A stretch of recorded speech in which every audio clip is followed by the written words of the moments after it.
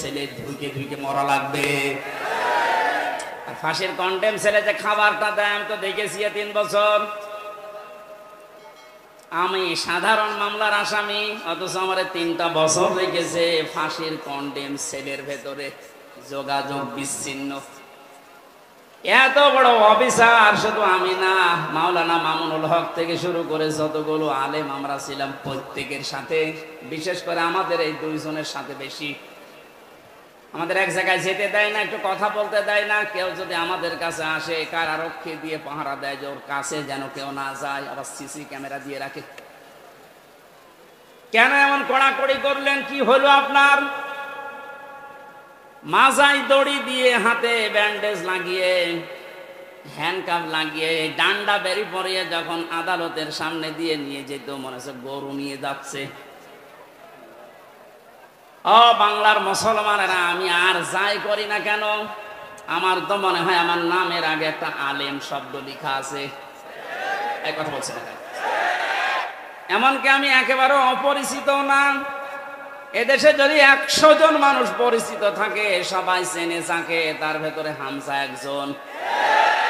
রাস্তা দিয়ে আসলে মায়ের কোলে বসে বসে হামজা হুজুর যাচ্ছে, আর মনে পেটের ভেতর থেকে শুনে আসতেছে হামজা নামে একজন আছে। ওরা জানতো না, ওরা জানার পরেও মানুষগুলো যে আচরণ করেছে, আমাকে যতই বলেন মাফ করে দেন না, আমি মাফ করব না। আমি মাফ করে দিলে আমার স্ত্রীর 3টা বছর আপনি নষ্ট করিয়েছেন, আমার 2টা মেয়ে, ছোটটা আমার এখনো পর্যন্ত চেনে না। কি দুঃখ আমার মনে। ও মনে করে যে এরকম বহু হুজুরে 3 বছরে আমার বাড়িতে এসেছে দেখা করার জন্য, এইটা ওই রকমই একটা হুজুর। জেলখানা থেকে বেরিয়ে যেদিন বাড়িতে এসেছি, আমার বসু হুজুর আপনি আমাদের বাড়িতে আসেন, চলো। এখন আমাকে ডাকে না, কাছেও আসে না। আমার সাথে যা যা করেছেন আমি চাই প্রতিটি জালেমের সাথে যেন আল্লাহ এইরকম এই দেশে করে। এগুলো যদি না করে ছেড়ে দেন, তাহলে জুলুম আবার আসবে। আর এগুলোর বিচার যদি হয়, জালেমদের এই দৌরাত্ম থেমে যাবে। আল্লাহ রাব্বুল আলামিন জানিয়েছেন, জালেমদের সবচাইতে ভয়ঙ্কর পরিণতি, ইন্নামাস সাবিলু আলাল্লাযীনা ইয়াযলিমুনান নাস। সূরা সূরা 25 নম্বর পারার 6 নম্বর পৃষ্ঠা 13 নম্বর লাইনের 42 নম্বর আয়াত। এটা তাফহিমুল কোরআনে আছে, ব্যাখ্যাটা আমি খুব ভালো করে দেখেছি।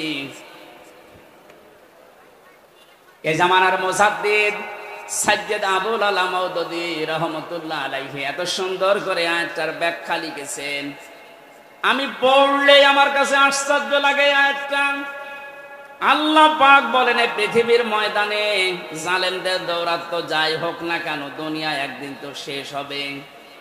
মরণের পরে আমি আল্লাহ নিজে জালেমদের বিরুদ্ধে নিজে মামলা দায়ের করব।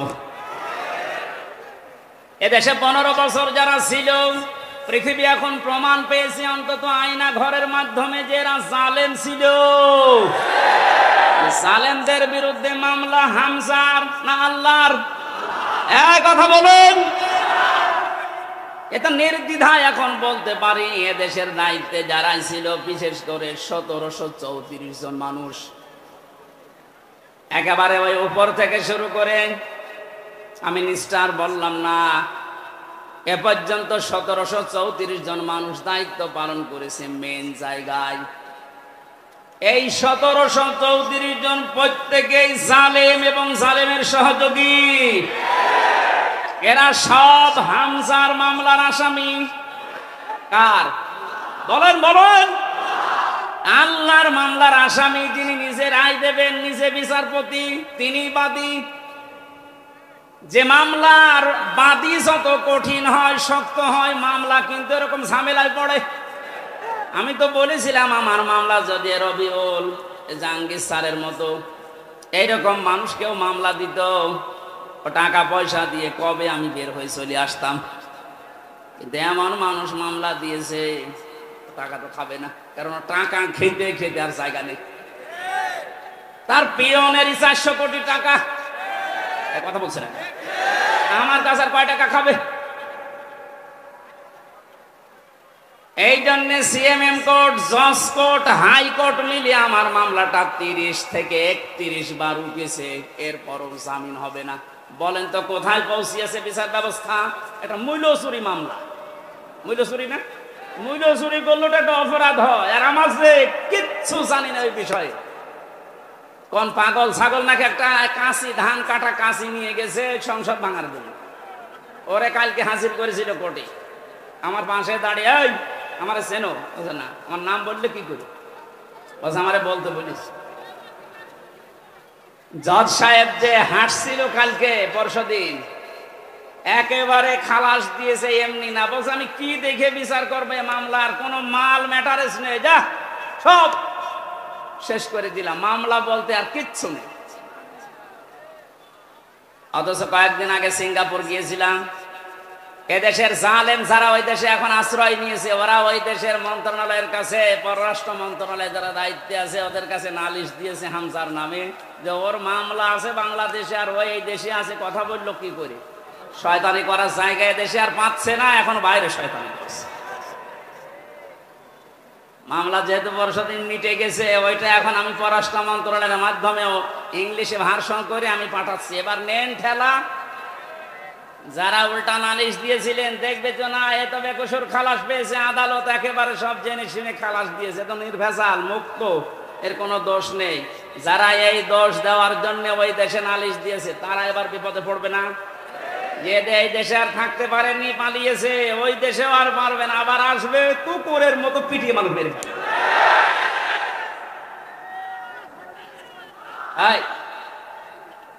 ঠিক আছে। সাতক্ষীরাবাসী এই জন্য মাসলুমের দোয়া, বরদোয়া থেকে আমাদের বেঁচে থাকা দরকার। জালেমদের পরিণতি এত কঠিন এবং ভয়ঙ্কর। আল্লাহ নিজে যেহেতু মামলা দিচ্ছেন, যারা জালিম, এই জালিমদের পক্ষে থাকলে, সাহায্য করলে, সহযোগিতা করলে যেহেতু ঈমান নষ্ট হয়ে যায়, নবীর উম্মত থেকে বের হয়ে যায়। এখনো পর্যন্ত যারা এই জালেমদের পক্ষে সমর্থন জানাচ্ছেন, স্ট্যাটাস দিচ্ছেন, ভিডিও কলে কথা বলছে আপা ভয় পাবেন না, আপনি ভয় পেলে আমরা ঘাবড়িয়ে যাই। কত বড় শয়তান!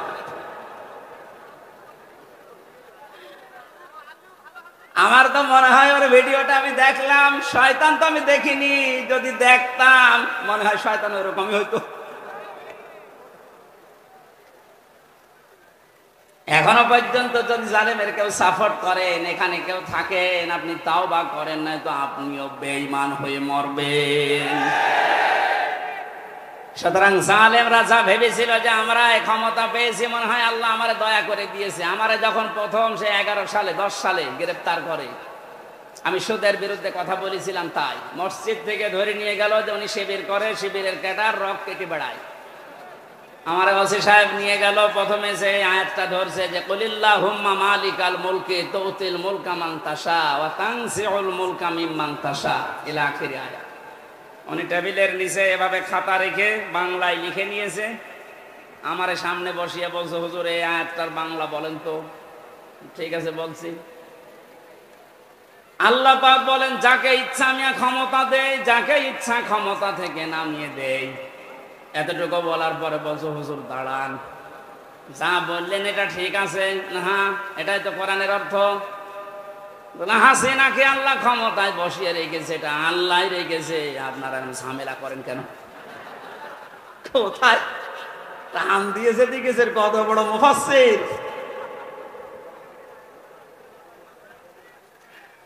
সূরা আলে ইমরানের 178 নম্বর আয়াতটা গত কয়েকদিন আগে আমি তাফসীর সহ পড়তে গিয়ে দেখি ওই ওসির কথার পুরা উল্টা। আল্লাহ বলেন কাফের জালেম এদেরকে আমি ক্ষমতার চেয়ারে বসিয়ে রাখি যেন ওদের পাপের মারটা পরিপূর্ণ হয়ে যায়। পাপ যখন একেবারে পরিপূর্ণ হয়ে যায়, তখন আর ভালো হওয়ার নিয়ত থাকলে ওরে আমি আর সুযোগ দেই না, যেমন ফেরাউনকে দেইনি। তখন আমি কি করি? ওদের জন্য যন্ত্রণাদায়ক এবং অপমানজনক একটা শাস্তির ব্যবস্থা করি। আমার মনে হচ্ছে পৃথিবীতে আল্লাহ যদি কিছু নাও দেখায়, ইনুর সাথে যা দেখাইলো আমার জীবন ধন্য হয়ে গেছে। এই শয়তান আমার এমপি থাকাকালীন কুষ্টিয়ায় ঢুকতে দিত না, তো শিবির করে ও ঢুকতে পারবে না। এই যে হানিফ আমার চাচা, নিজের চাচা আমারে দাওয়াত দিয়েছে খাওয়ার জন্য, যদিও সে আওয়ামী লীগের চেয়ারম্যান। আমি খাবার খেতে গেছি, ওপর থেকে ওরে কল দিয়েছে, হামসাকে কেন আনলেন? বলো আমার ভাইয়ের ছেলে ভাতিজা, ওরে ডাক দেবো না। বলে না, আওয়ামী লীগ করলে কোনো শিবির জামাতের লোককে বাড়িতে খাওয়ানো যাবে না। আপনি কোথায় পৌঁছিয়েছিলেন? আপনার এই কারণেই তো আল্লাহ এত নিচে নামিয়েছে। এখন কুষ্টিয়ার বর্তমান যে অবস্থা, কান খাড়া করে শোনেন, খুলনার বিভাগের মানুষেরা, কুষ্টিয়া আমাদের শেষ জেলা, এই বিভাগের যা করেছে আমি যতটুকু দেখতে পাচ্ছি এখন কুষ্টিয়ায়, এই যে দুইজনের নাম